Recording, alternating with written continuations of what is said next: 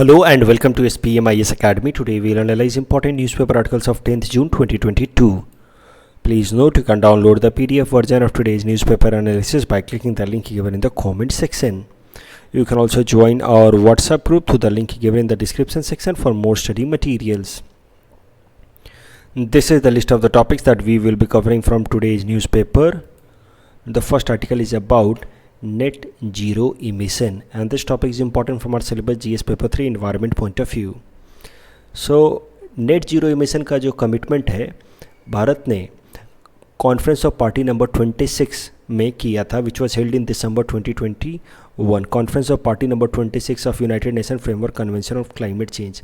आई hope आपको इसके बारे में तो पता ही होगा. United Nation framework convention on climate change एक इंटरनेशनल कन्वेंशन है which looks after limiting the release of green house gases in our atmosphere so that climate change और उससे होने वाले जो ग्लोबल वार्मिंग है उसके इम्पैक्ट को कम किया जा सके.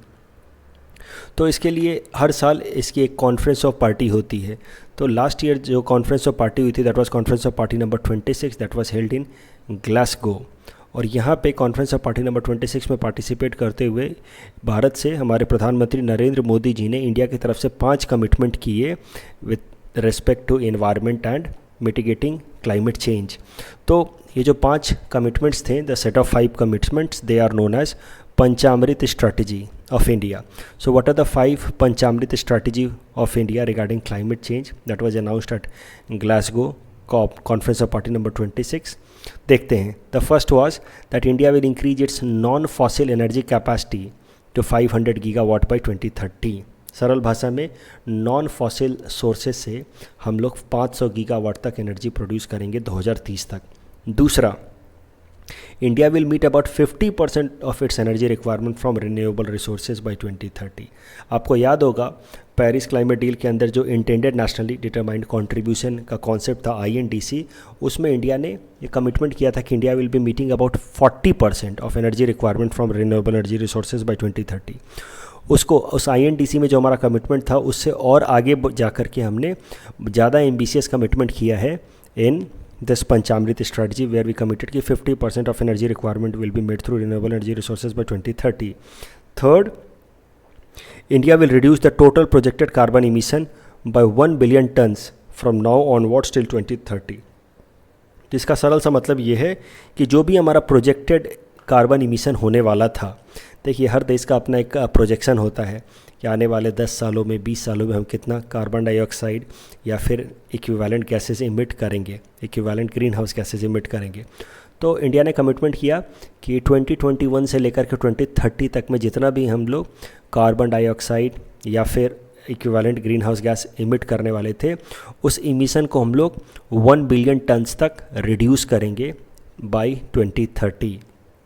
Fourth, India will reduce carbon intensity of its economy by 45%. Carbon intensity का मतलब समझिए.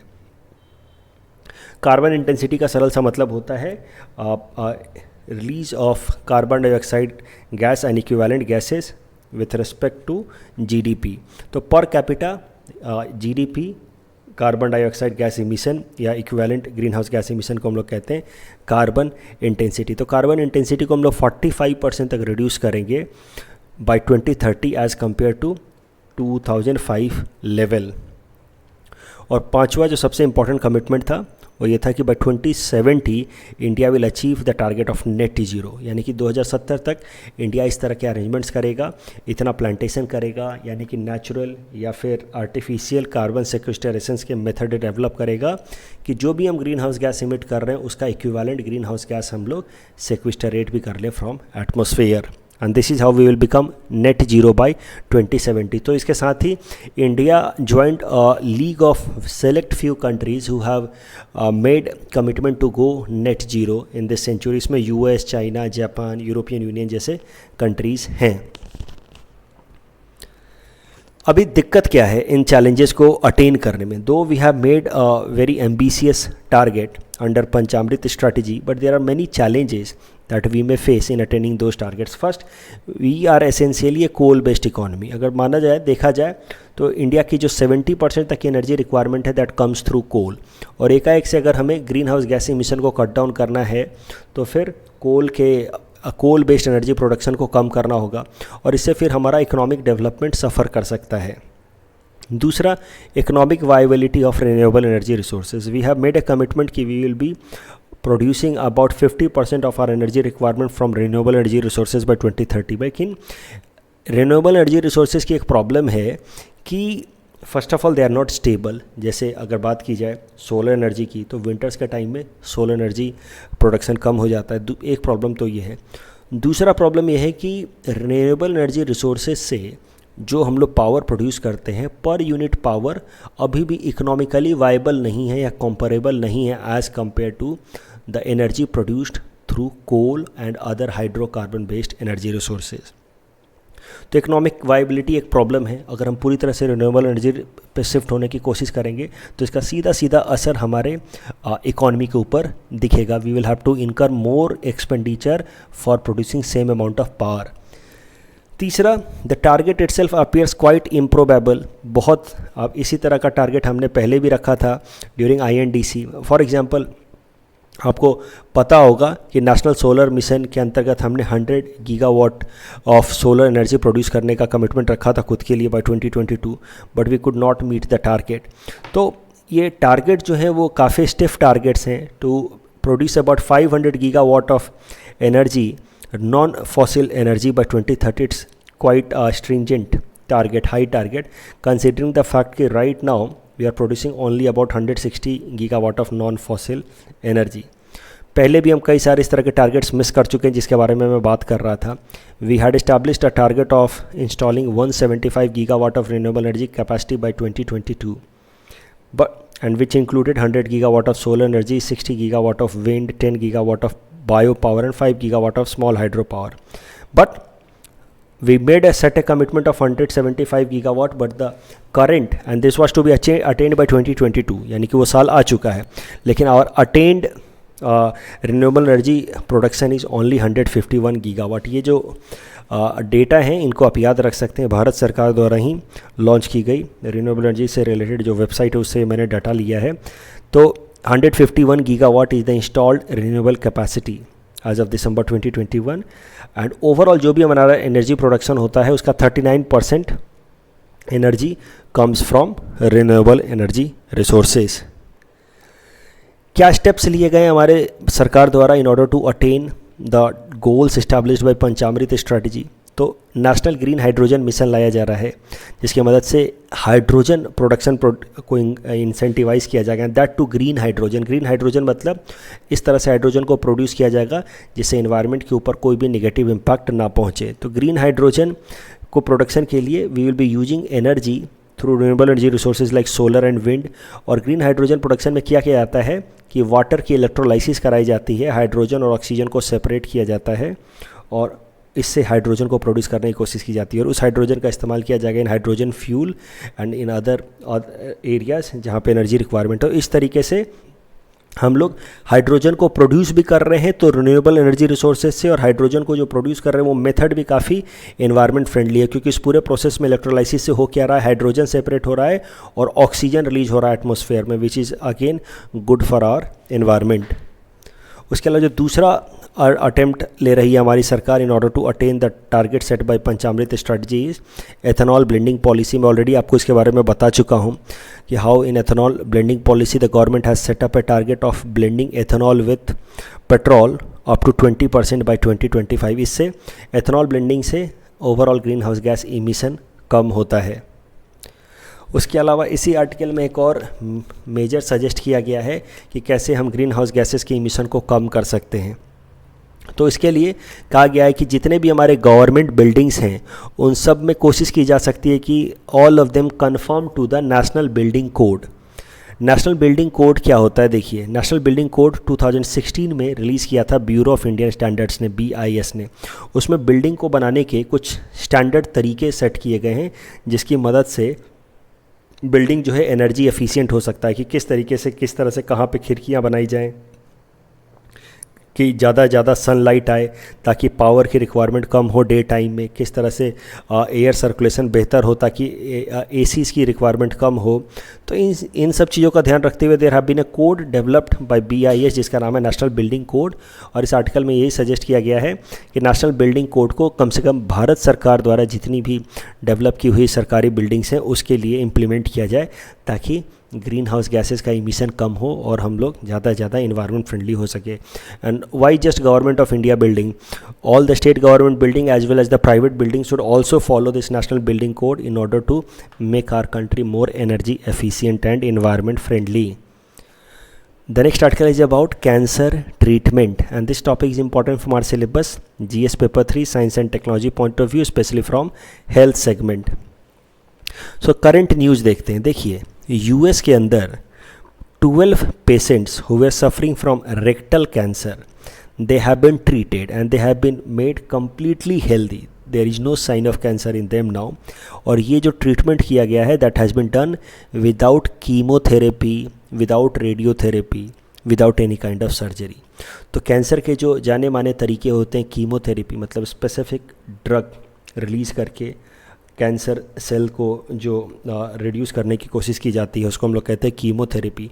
रेडियोथेरेपी, रेडिएशंस का इस्तेमाल करके जो कैंसर के जो सेल्स होते हैं उसको मारने की कोशिश की जाती है। ये सब काफ़ी ख़तरनाक होते हैं, इनका कई सारा साइड इफ़ेक्ट भी होता है हमारे बॉडी पे। लेकिन ये जो 12 पेशेंट्स थे US में, उनका रेक्टल कैंसर को पूरी तरह से ठीक कर दिया गया है by using a new kind of treatment method जिसको नाम दिया गया है इम्यूनोथेरेपी। इम्यूनोथेरेपी क्या है मैं थोड़े टाइम बाद आपको बताऊँगा। इसमें एक पर्टिकुलर तरह की एंटीबॉडी का इस्तेमाल किया गया है जिसको मोनोक्लोनल एंटीबॉडी कहते हैं। उस मोनोक्लोनल एंटीबॉडी का नाम है दोस्तारलीमैब। और ये दोस्तारलीमैब नाम का मोनोक्लोनल एंटीबॉडी का इस्तेमाल करके US के अंदर जो 12 पेशेंट्स थे जो रेक्टल कैंसर से जूझ रहे थे उनका इलाज किया गया। They have been now completely fine. तो इस ट्रीटमेंट में जिसमें दोस्तारलीमैब नाम का मोनोक्लोनल एंटीबॉडी इस्तेमाल किया गया है, it is a kind of immunotherapy and इस ट्रीटमेंट में केमोथेरेपी, रेडियोथेरेपी का इस्तेमाल नहीं किया गया। ये जो रेक्टल कैंसर जिससे ये 12 के 12 पेशेंट्स जूझ रहे थे, this rectal cancer mainly happens because of mismatch repair deficient. क्या होता है मिसमैच रिपेयर डेफिशिएंट कैंसर, वो ज़रा समझिए। तो आप सबको पता होगा कि हमारे बॉडी के अंदर और बॉडी का जो बेसिक कंपोनेंट है that is DNAs are made up of different kinds of enzymes having a particular sequence arrangement. DNAs keep on replicating itself. एक इस तरह का सीक्वेंसिंग अरेंजमेंट होता है और DNA अपने आप को रेप्लिकेट करते रहते हैं, नए नए DNAs बनाते रहते हैं। कभी कभार कैसा होता है कि रेप्लिकेशन के प्रोसेस में ये सीक्वेंसिंग बिगड़ जाती है। ये जो सीक्वेंस होनी चाहिए पर्टिकुलर इसी तरीके की होनी चाहिए। देखिए अब मेरा कोई मेडिकल बैकग्राउंड तो है नहीं, तो जितनी मेरी अंडरस्टैंडिंग उसके बेसिस पे मैं समझा रहा हूँ। तो DNAs के अंदर भी ये जो एंजाइम्स होते हैं साइटोसिन, गिनीन, थाइमिन, एंडेनाइन, इन सब का एक प्रॉपर सीक्वेंसिंग होना चाहिए। ये सीक्वेंसिंग अगर बिगड़ जाए तो that is known as genetic disorder. तो बहुत बार DNAs अपने आप को रेप्लिकेट करने के प्रोसेस में उनकी सीक्वेंसिंग बिगड़ जाती है। इसको हम लोग कहते हैं टाइपोज। तो टाइपिंग एरर जिसको कहते हैं ना, वैसे ही टाइपोज हो जाता है DNA की रेप्लिकेशन प्रोसेस में। तो बहुत सारे लोगों के अंदर ये जो टाइपो मिस्टेक होता है उसको सेल्फ रेक्टिफाई कर लेता है सिस्टम हमारा, लेकिन कुछ लोगों के अंदर ये जो टाइपोज होता है उसको उनका सिस्टम ठीक से खुद ही रिपेयर नहीं कर पाता, and that leads to cancer. और इस तरह के जो टाइपो इश्यूज़ होते हैं DNAs के अंदर, उसको अगर ठीक से उनकी बॉडी खुद ही रेक्टिफाई ना कर पाए, यानी कि उसको हम लोग कहते हैं mismatch repair deficient cancer. And this kind of cancer mainly happens in the form of rectal या gastrointestinal format. I hope this is clear. DNAs अपने आप को रेप्लिकेट करते हैं, करेक्ट सीक्वेंसेस बिगड़ जाएं, ना रख पाएँ और उनकी बॉडी उसको ठीक से रेक्टिफाई ना कर पाए, तो उसको हम लोग ये कैंसर, इस कारण से ये कैंसर होता है मिसमैच रिपेयर डेफिशिएंट कैंसर। और ये mismatch repair deficient cancer mainly rectal या फिर गैस्ट्रोइंटेस्टाइनल कैंसर होता है। जैसा कि मैंने आपको बताया, एक नया तरीका ढूंढा गया है रेक्टल कैंसर को ठीक करने का इम्यूनोथेरेपी की मदद से। तो इम्यूनोथेरेपी तो कैसा तरीका है जिसमें हम लोग इंसान के अंदर उनके खुद के इम्यून सिस्टम का इस्तेमाल करते हैं उनके बॉडी के कैंसरस सेल को मारने के लिए। Immunotherapy treatment uses a person's own immune system to fight cancer. Immunotherapy can boost or change how immune system works. जो ट्रेडिशनल तरीके हैं कैंसर से लड़ने के वो होते हैं केमोथेरेपी, जिसमें केमिकल्स का इस्तेमाल किया जाता है कैंसरस सेल को मारने के लिए, या फिर रेडियोथेरेपी जिसमें रेडिएशंस का इस्तेमाल किया जाता है कैंसरस सेल को मारने के लिए। लेकिन इन दोनों के ही कई सारे साइड इफ़ेक्ट्स होते हैं, लेकिन इम्यूनोथेरेपी का कोई बहुत ज़्यादा साइड इफ़ेक्ट नहीं है। And it's a great news कि इम्यूनोथेरेपी करके 12 पेशेंट्स को पूरी तरह से ठीक कर दिया गया है।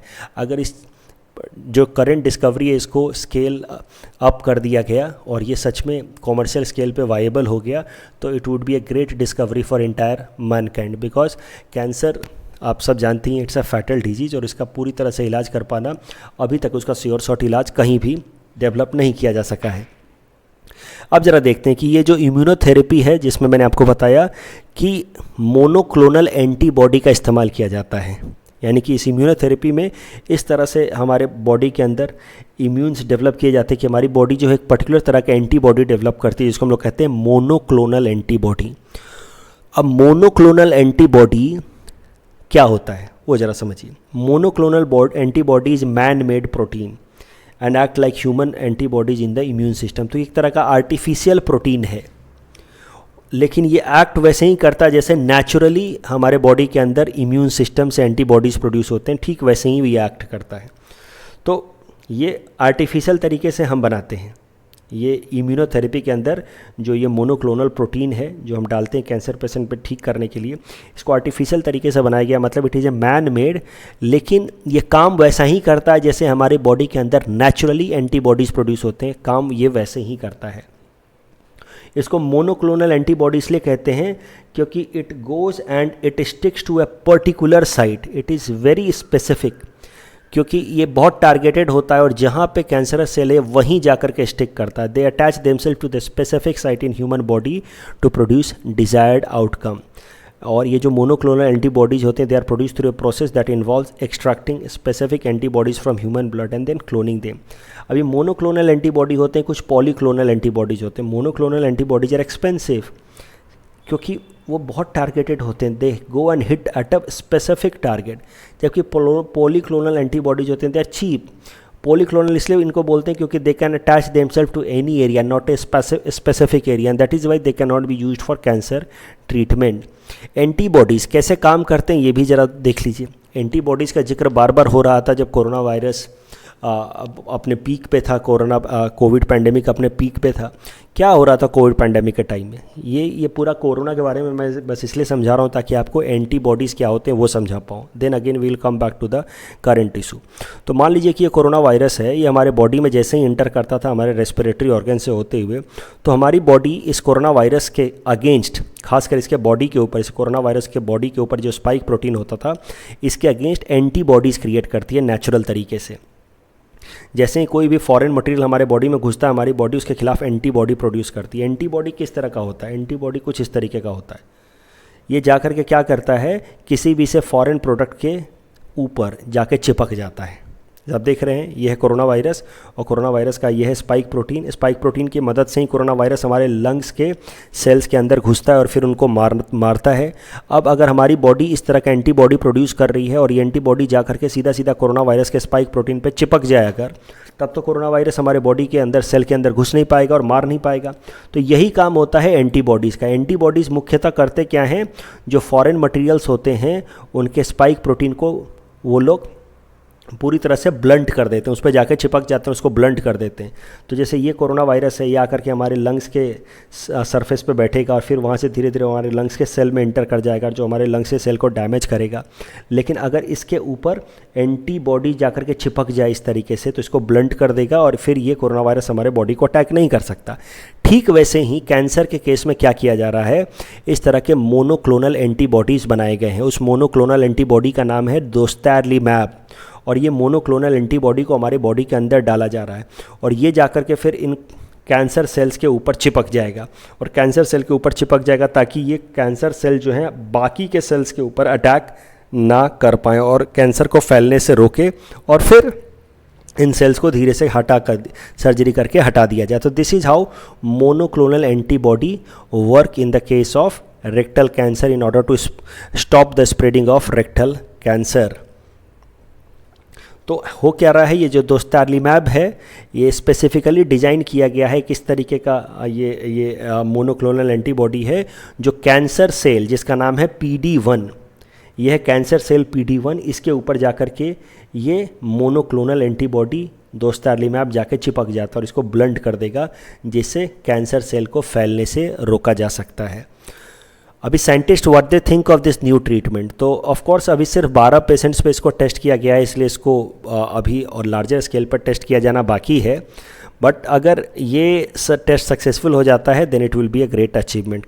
Scientists are seeing this particular event as a very promising event and they feel कि if this particular discovery of dostarlimab becomes successful in treating cancer then it can revolutionize entire process of cancer treatment। इस topic के basis पे ये prelims practice question हमने आपको दे रखा है। Please attempt this question and you can submit the answer in the comment section. The next article is about reintroduction of cheetahs and this topic is important from our syllabus GS paper 3 environment point of view. देखिए, चीता India में instinct हो चुके हैं पूरी तरह से since 1952। The government of India made an official announcement in 1952 that cheetahs are extinct in our country.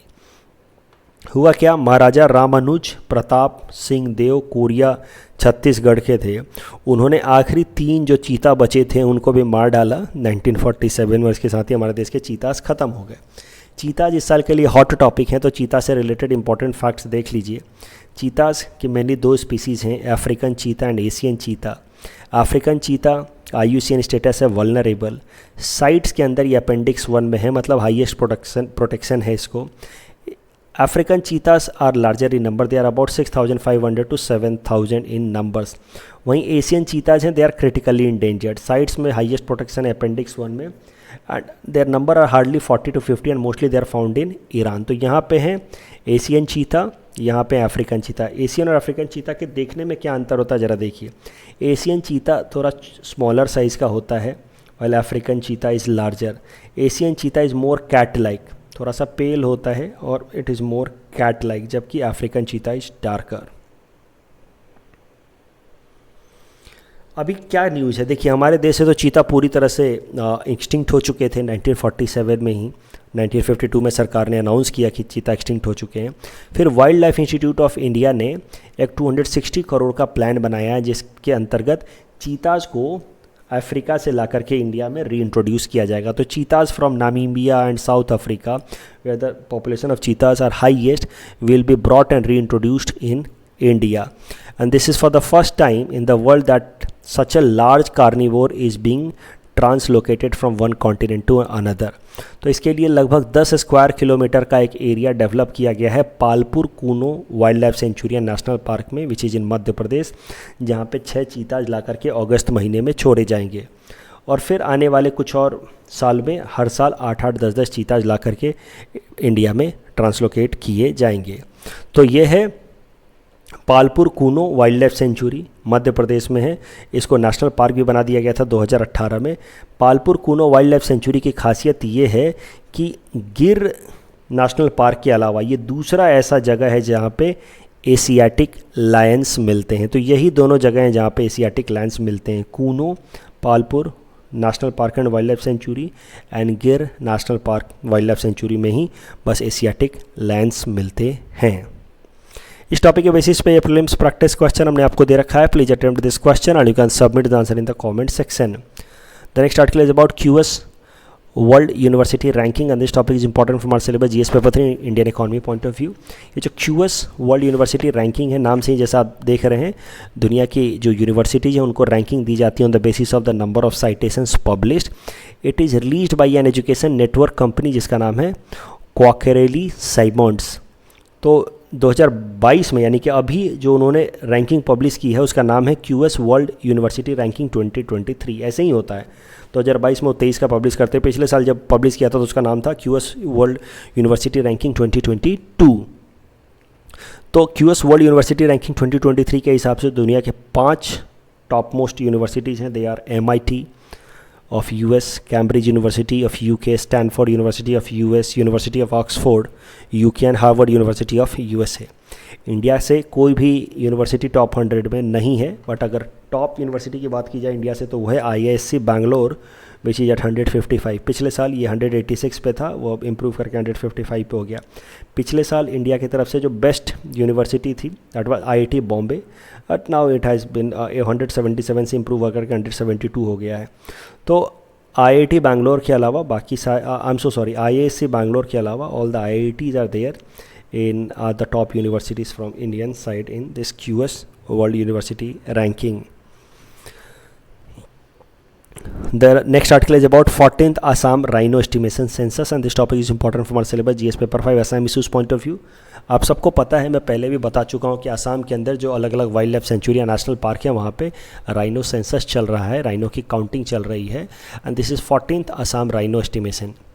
तो लास्ट जो 13th राइनो सेंसस हुआ था दैट वाज हेल्ड इन 2018 और 2018 सेंसस के हिसाब से there were 2650 rhinos in Assam. 2022 का सेंसस अभी चल ही रहा है, तो काजीरंगा नेशनल पार्क में सेंसस कंडक्ट हो चुका है, कंप्लीट हो चुका है and as per the data there have been 2613 rhinos alone in Kaziranga National Park, which is 200 more as compared to the last time census that was held in 2018. Rhinos की अगर बात की जाए तो they are categorized as vulnerable in IUCN Red Data Book. अभी काजीरंगा के अंदर हो क्या रहा है, 2613 rhinos. This number is far more, much higher. Number बढ़ा है काजीरंगा के अंदर वर्ल्ड राइनोस का, ये अच्छी बात है, लेकिन अब बात ये हो रही है कि काजीरंगा नेशनल पार्क का जो इकोसिस्टम है that has reached up to its saturation limit, that has reached up to its carrying capacity. इससे ज़्यादा वो राइनोस की पॉपुलेशन को सस्टेन नहीं कर पाएगा and that is why it is leading to under nourishment of other animals since the rhinos population has increase, they are exhausting the resources around them in a very fast manner and that is leading to undernourishment of other animals. It is leading, there are so many rhinos in one particular area that may make them vulnerable to diseases, premature death and decline in their propagating ability, मतलब creating more and more reproducing more and more animals. saturation limit क्यों पहुंच जाता है किसी भी area का, जब किसी एक पर्टिकुलर स्पीसीज़ का पॉपुलेशन बहुत ज़्यादा बढ़ जाए, जो अब काजीरंगा नेशनल पार्क में हो रहा है। वहीं अगर बात की जाए राइनोज एट मानस की तो वहाँ पे conditions are quite good and optimum. माइनस में अगर बात की जाए तो 1990s में जब वहाँ पे insurgency, Bodoland insurgency was on its peak, तो राइनोज की पोचिंग भी बहुत होती थी बाय दोज इंसर्जेंट्स। इस कारण से राइनोज की पॉपुलेशन पूरी तरह से ख़त्म हो गई थी। राइनोज को रीइंट्रोड्यूस कराना शुरू किया गया मानस के अंदर 2006 में, when they were translocated from Kaziranga and Pabitora area to Manas. धीरे धीरे वहाँ पे मानस के अंदर राइनोज की पॉपुलेशन धीरे धीरे स्टेबल होने लगी और 2019-20 से तो वहाँ पे एक भी पोचिंग भी नहीं हुई है। 14th सेंसस के हिसाब से देयर आर 40 राइनोज इन मानस। ये करंट आर्टिकल ये कहता है कि जो मानस के राइनोज हैं they are much more healthy and much having a higher life expectancy as compared to the rhinos of Kaziranga. The reason being Manas के अंदर जो राइनोज हैं उनको काफ़ी अच्छा इकोसिस्टम मिला हुआ है considering their less population. So this is also going to be a cause of concern for authorities, forest authorities, as far as rhinos population in Kaziranga is concerned. Too much population is also a problem. कल जो हमने आपको practice question दिया था उसका answer देख लेते हैं। Which of the following is a member of SAARC but not a BIMSTEC? Correct answer would be Pakistan and Maldives, so the correct answer is A. Which of the following is a type of green job? देखिए इसको लेकर के dispute हो सकता है, कोल minor तो नहीं होगा, तो 2 तो ऑप्शन में नहीं होगा, इसी से आप टिक कर सकते हैं सी, तो coal miner is not part of green job. कुछ लोग ओला ड्राइवर्स को लेकर के डिस्प्यूट कर सकते हैं कि Ola drivers are not green job, लेकिन आप सोचिए ओला में शेयरिंग भी तो होती है, 3-4 लोग एक साथ जाते हैं, तो इससे सब लोग इंडिविजुअल कार का इस्तेमाल करने से बच रहे हैं, तो उससे ग्रीन हाउस गैस इमिशन को हम लोग कम कर पा रहे हैं। ओला कैसा है आजकल, they are shifting to electric vehicles in many countries, so this is how they are shifting, Ola Uber they are shifting to electric vehicles. उनकी फ्रीक्वेंट उनकी व्हीकल्स की जो पॉल्यूशन टेस्टिंग होती है वो सब, इस कारण से ओला व्हीकल्स में पॉल्यूशन वगैरह का इश्यूज़ कम होता है, so they can also be counted under green job, so the correct answer will be option C. That's all from our side for today, thanks for watching.